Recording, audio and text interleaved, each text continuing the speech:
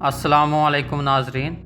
आज हम होम्योपैथिक अद्वियात के गलत इस्तेमाल और इनसे होने वाले नुकसानात के ज़िमन में दूसरे पार्ट के साथ आपकी खिदमत में हाजिर हैं।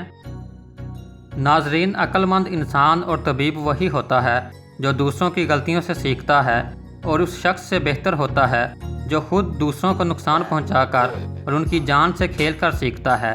इसलिए मज़कूरा बातों को मद्देनज़र रखते हुए होम्यो अद्वियात का इस्तेमाल करें, खुद भी महफूज रहें और दूसरों को भी महफूज रखें। नेट्रम मेयोर, जो कि आम खुर्दनी नमक से तैयार की जाने वाली दवा है, इसको बिला वजह बार बार इस्तेमाल नहीं करना चाहिए क्योंकि इसका ज़्यादा इस्तेमाल जिस्म में खून के तवाज़ुन को बिगाड़ देता है। लिहाजा एक ही दिन में बार बार दोहराने से परहेज़ करनी चाहिए। एलियम सीपा दवा प्याज से तैयार की जाती है और एलियम स्टाइवा, जो कि लहसुन से तैयार की जाती है, इसकी दुश्मन दवा है। इसलिए इनको एक साथ या एक दूसरे के बाद इस्तेमाल करने से गुरेज करना चाहिए। फास्फोरस और कास्टिकम को एक दूसरे से पहले और बाद में इस्तेमाल नहीं करना चाहिए।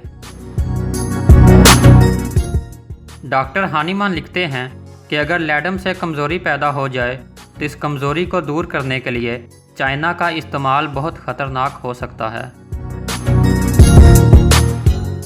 इसी तरह डॉक्टर काशीराम एक हवाला दर्ज करते हैं कि गुर्दे की तकलीफ़ में ट्यूबरकुलिन एक बेहतरीन दवा है, लेकिन इसको ऐसी हालत में इस्तेमाल करने के लिए बड़ी एहतियात से काम लेना चाहिए क्योंकि जहाँ जहाँ जिल्द और आंतों का फेल बाकायदा नहीं होता, वहाँ इस दवा की बहुत बड़ी ताकत भी ख़तरनाक हुआ करती है। जिंकम मेट के साथ नक्सफामिका को कभी इस्तेमाल नहीं करना चाहिए क्योंकि ये दोनों एक दूसरे की मुखालिफ अद्वियात हैं। जब दो दवाओं के मिजाज आपस में मिलते हों तो वो एक दूसरे के असर को ज़ायल भी कर सकती हैं और इसी तरह बाज़ औक़ात एक दूसरे के मुखालिफ रद्द अमल दिखाकर नुकसान भी पहुंचा सकती हैं। अगर किसी मरीज़ को जिंकम दवा देना मकसूद हो और इससे पहले इसे नक्सफामिका दी गई हो तो दरमियान में सल्फ़र देकर नक्सफामिका के असर को ज़ायल कर लेना चाहिए।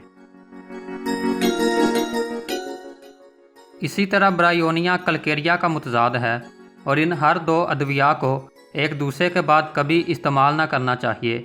इसी तरह बाज़ डॉक्टर हज़रात का कहना है कि इसे ब्रायोनिया के साथ भी इस्तेमाल नहीं करना चाहिए। ऐसे ही कलकेरिया के बाद सल्फ़र नहीं दी जाती। अगर इसे इस्तेमाल कराना हो तो पहले लाइकोपोडियम देनी चाहिए।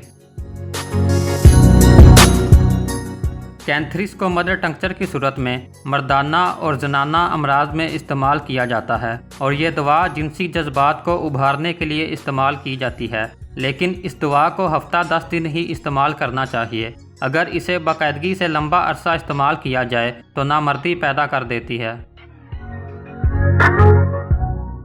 काली कार्ब दवा की अक्सर बीमारियां मुज़मन होती हैं और ये मिजाज के लिहाज से सख्त रद्द अमल दिखाने वाली दवा है। इसलिए अगर बराह रास्त काली कार्ब से इलाज शुरू किया जाए तो ख़तरा होता है कि बहुत शदीद रद्द अमल पैदा हो जाएगा। इसलिए काली कार्ब से पहले कार्बोवेज देनी चाहिए।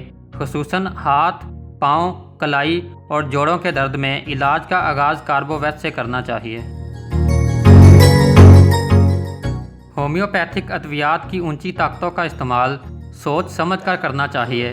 मसलन ब्राइटा कार्ब मर्दाना और जनाना जिनसी कमज़ोरियों में मुफीद है, लेकिन अगर बहुत ऊंची ताकत में दे दी जाए तो बाज़ दफ़ा बरअक्स नतीजा निकलता है, यानी जिनसी कमज़ोरियां बढ़ जाती हैं। इसलिए रफ्ता रफ्ता पोटेंसी को बढ़ाना चाहिए।